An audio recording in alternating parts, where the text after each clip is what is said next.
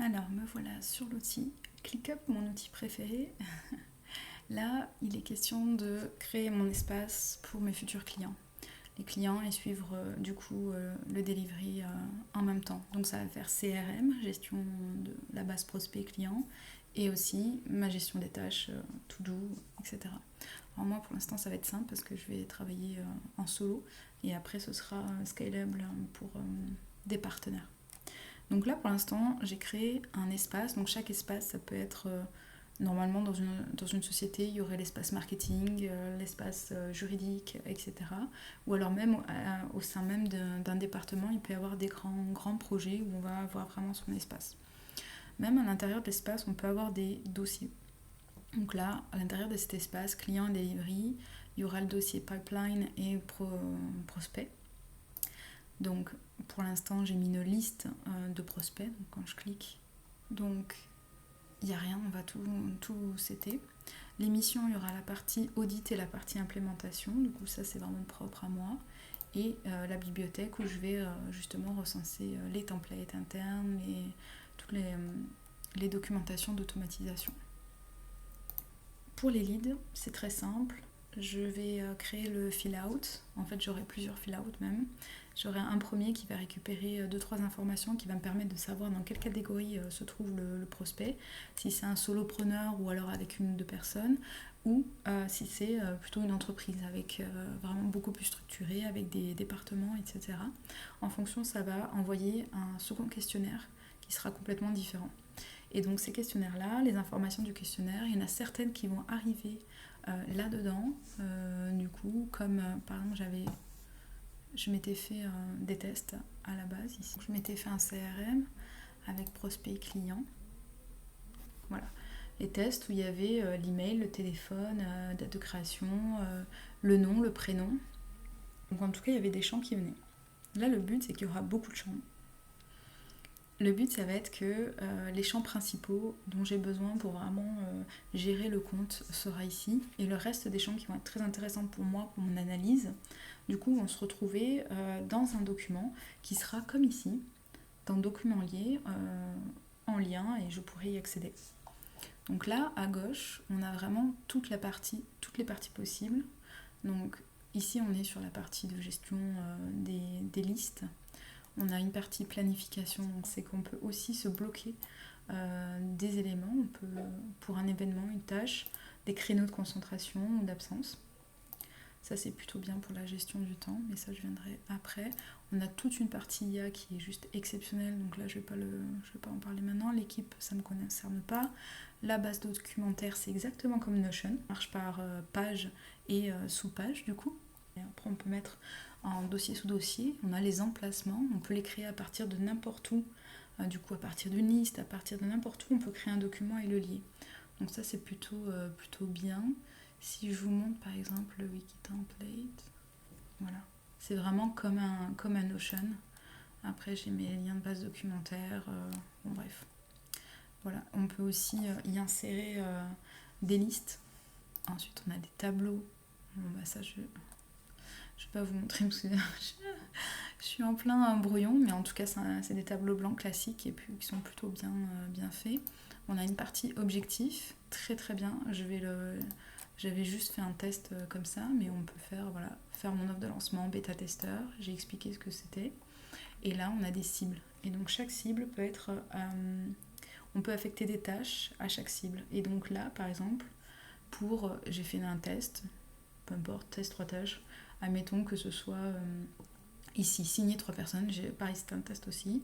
Du coup, si mon but c'est de signer 3 personnes, du coup, là, admettons que j'en ai signé 2, je peux augmenter de 1. Je peux mettre une note. Ou alors, je diminue de 1. Et là, je mets note. Finalement, il s'est rétracté. Bouh. Voilà. J'enregistre la mise à jour et du coup là ça se met à jour ici et là on a vraiment tout ce qui se passe. Voilà, on a les notes, document dit terminé, pour une V1 c'est suffisant, blablabla. On a vraiment tout ce qui se passe par rapport aux objectifs et on a les progressions. Ça plutôt cool. On verra ça plus tard. Après on a les relevés d'heures, alors ça pareil, c'est encore... Donc là j'ai vraiment toutes les heures.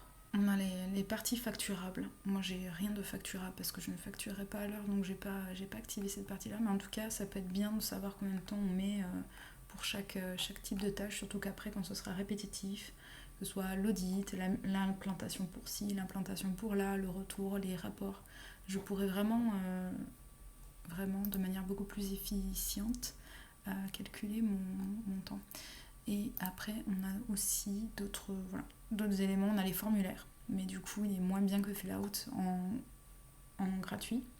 Donc, je le laisse de côté. Et on a les tableaux de bord. Là, j'ai fait un tableau de bord par rapport à ma to-do. On peut en faire pour tout. Hein. On peut les lier à tous les environnements, toutes les listes, ou alors on peut les lier qu'à une liste ou plusieurs listes. Et là, par exemple, je me suis fait ce tableau de bord où je vois de manière vraiment globale tout ce que j'ai pu, tout ce qui est en cours au niveau des charges de travail. Donc là, je vois que j'ai 11 tâches qui ont été complétées dans la totalité, qu'il y en a 2 qui sont en cours, il y en a 11 qui sont en to-do. Donc là, ces 11-là, c'est ce que j'ai prévu pour la semaine. Je me suis créé des sprints. Et donc du coup, je sais que cette semaine-là, j'en ai 11 à faire. Donc les idées, pareil, j'ai mis des idées puis des sous-tâches. Donc du coup, ça fait 20 réels et 9 en entière. Dans la to-do, j'ai pas fini de le nettoyer ce matin. Normalement, on est censé avoir la même chose qu'ici, c'est-à-dire que là, cette semaine, j'ai 6 tâches à faire. Je sais que j'ai les 6, et sur les 6, je sais que j'ai déjà mis 5h à 14 pour les tâches qui sont là-dedans. Bon, j'ai un peu triché parce qu'on est dimanche et que la semaine elle commence que demain, mais voilà, c'est des choses que j'ai déjà commencé la semaine dernière. Et après, à partir de la semaine prochaine, ce sera vraiment calé. Ça va me permettre de savoir combien de temps j'ai mis cette semaine, combien de temps j'ai travaillé dessus, et d'une semaine sur l'autre, combien de tâches je suis capable de faire. Là, il y aura les tâches en retard. Du coup, il n'y en a pas, c'est tant mieux. Et les tâches qui arrivent à échéance. Donc comme ça, des fois, s'il y a des tâches qui sont un peu en dehors de ce pipeline, mais dont l'échéance est proche, ça va me permettre de m'en rappeler et de vite la programmer. Donc juste avant de repasser sur ce que je faisais, je vous disais oui, comment je fais là. Donc j'ai ma to-do ici. Hop, voilà. J'ai toutes les idées qui sont là, les à faire. Justement, c'est celle-là là, qu'il faut que j'enlève. Donc en fait, la différence entre idée et à faire, c'est que des fois, je me dis tiens, il faudra que je fasse ça, il faudra que je fasse ça, etc. Mais c'est pas forcément le moment. Donc je veux pas oublier, je les mets en idée. Ça, c'est mon premier point d'entrée. Des fois, j'ai déjà des dates d'échéance et tout ça, donc ça, pareil, il faut que je le nettoie encore aujourd'hui. Aujourd'hui, ça va être journée de nettoyage, vu qu'on est dimanche. Et ensuite, quand je le passe à faire, normalement, ici, je suis obligée d'avoir une date d'échéance, une estimation du temps. Et le temps de suivi, ben voilà. Là, je l'ai repassé à faire des choses que j'ai commencé déjà à faire par le passé, mais vu que j'ai fait le point sur le projet, que j'ai tout rééclairci, voilà, j'ai repassé en à faire. C'est pour ça qu'elles sont là d'ailleurs. Et quand j'ai sélectionné, qu'est-ce que je fais? Donc en fait, dans les idées, là, j'ai plus qu'à faire ajouter au sprint. Et là, ben, c'est le sprint 1, donc je mets 1. Et hop, ça arrive dans ma liste de sprint qui est là.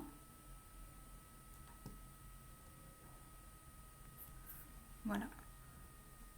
Les fameuses 6 tâches de sprint. Donc il y a celles qui sont à faire et celles qui étaient déjà en cours. C'est pour ça que voilà.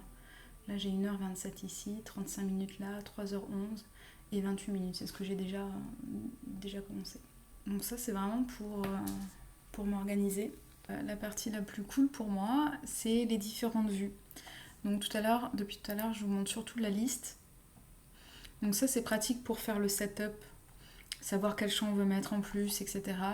Et pour chaque entrée, que ce soit du coup un prospect, une tâche, peu importe ce que c'est finalement, vous avez toujours en cliquant tout ce qui est rattaché. Là ça ressemble beaucoup aux autres outils au final. Hein. On a les champs principaux et puis après on a les champs, alors du coup je vais vous montrer plutôt les prospects de tout à l'heure. Voilà. Tout à l'heure je vous montrais juste cette liste là. Mais en réalité, quand on clique dessus, on a beaucoup plus de champs qui sont affichés. Parce que du coup, ça ne servait à rien de mettre un tableau à rallonge. Là, il y a tout ça. Donc ça c'est ce qui est ressorti de Fill Out, hein. Donc j'ai pu mettre du coup des couleurs aussi. Moi ça va m'aider. Donc là c'est du rouge, mais sur un autre il y a du vert, du bleu, etc. Et en fait en fonction des réponses des clients, j'ai mis un code couleur pour que je me dise ah tiens, là il y a beaucoup de rouge, ça veut dire que potentiellement c'est un client qui est plutôt bon pour moi parce qu'il y aura pas mal de choses à faire. Voilà. Ça c'est mon petit tips. On peut mettre donc des sous-tâches, des checklists aussi. On peut rajouter des checklists qui ne soient pas vraiment sous-tâches, des pièces jointes. Ici, à chaque fois, on peut mettre des commentaires. Comme ça, on a tout le résumé de ce qui se passe sur une tâche. Quand j'ai des tâches, j'aime pas travailler de cette manière-là. J'aime bien travailler sous forme de tableau.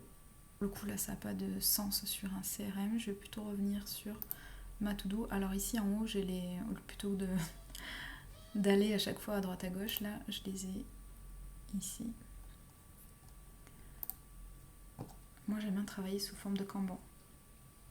C'est pour moi voilà, c'est beaucoup plus simple. Bon, déjà les encours, faut les terminer. Je me suis dit ce serait bien d'en avoir 3 maximum, de pas en commencer une autre tant que j'ai pas fini au moins une des 3. Donc là il n'y en a que 2 donc ça va. Et c'est beaucoup plus facile pour moi de prendre la tâche et de la migrer d'un côté à l'autre. Plus de ça, je peux voir très facilement les étiquettes que j'ai mis. Donc là, je me suis mis des étiquettes type est-ce que c'est pour moi du learning, est-ce que c'est de l'organisation process, est-ce que c'est de l'admin, est-ce que c'est pour de l'acquisition client, est-ce que c'est de la com, etc. Ça va me permettre aussi de faire des tableaux de bord pour savoir un petit peu la répartition de mes tâches aussi. Donc voilà, ça c'est une vue. Il y a une vue aussi calendrier. On peut le voir sous ce format-là. Mais on a d'autres vues. On a une vue Gantt. Du coup, tout le monde sait ce que c'est qu'un Gantt, mais du coup, moi j'ai pas de lien qui nécessite ça. Je peux rajouter aussi d'autres vues, type des documents, des formulaires, échéanciers, activités. Je regarde, charge de travail, ça n'a pas trop d'intérêt pour moi de cette manière-là.